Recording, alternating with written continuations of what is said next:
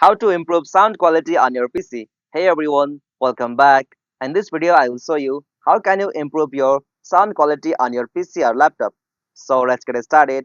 First, you have to open control panel. For that, come on the search bar at the bottom.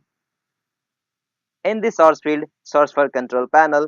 After you find it, open that, and from control panel, you'll have to click on hardware and sound.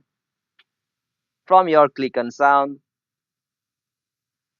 and from this section playback, you'll have to select your speaker like your headphone or any type of speaker you are using. Right now I have connected my earphones, so it is showing on my type C earphones. In your case, you can go through headphone or speaker. After you come on any speaker properties, click on labels.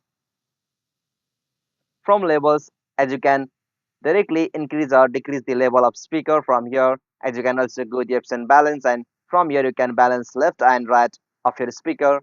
And on the another section advanced, you can manually select the format of your audio, like right now it is 24-bit and 48000 as it, as you can also change it. So right now I'm not be able to, like, because I have connected my headphones. So in your case you can as usual change it and test it from here after you click on test. As you can also go the option spatial sound.